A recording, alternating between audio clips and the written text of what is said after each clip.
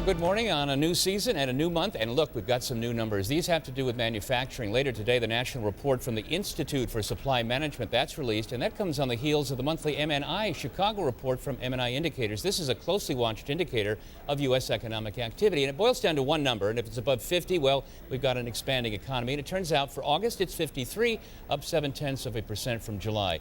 Alice Andres France is with MNI. Let's look at the good first, Alice, and that concerns orders. That's right. We have new orders up 3.3 to 57.2. That was a decent jump for that. We've also got order backlogs up 3.5 to 46.5. And the story here is that in our barometer, the weightings on the new orders is a little bit heavier than the order backlogs. And so new orders is really the story and the thing that carried our barometer forward this month. We are also getting the same type of commentary from the manufacturing side that while new orders continue to come in, it is the order backlogs that are carrying companies across. Well, for those new orders, they're also paying a little bit more, and you look at that side as well, an indicator of inflation there. That's right. Our prices paid component was up 1.6 to 65.2. That's the highest since November 2012. It's also the fourth consecutive month of increases, so this is really a big eye catcher there.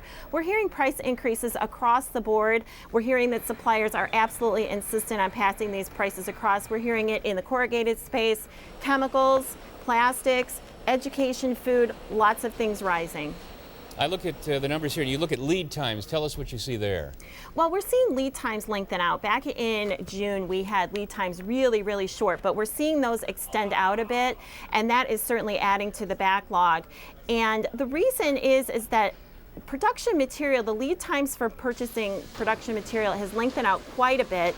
We are hearing that there's some disruptions in the supply chain, largely linked to transportation, specifically trucking.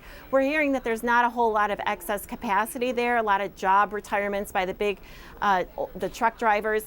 And so if you don't have a lot of capacity in the trucking space, then it's really difficult to get the goods to the factories. And rail can't compensate in any way for that? Rail is also experiencing the same type of lack of capacity because of the newfound oil and gas in the West. Yeah, I see a lot of trains going by my house. They're all those oil tankers. So 53 is where things stand for August. Is there an optimal number we should look for? Well, you always want to be above 50 to be at expansion. We are about right on target this month. This is about where consensus was. The good news is on the barometer is that we've had two back-to-back monthly gains. We haven't had that in 2.5 months, so I kind of take that as a small positive.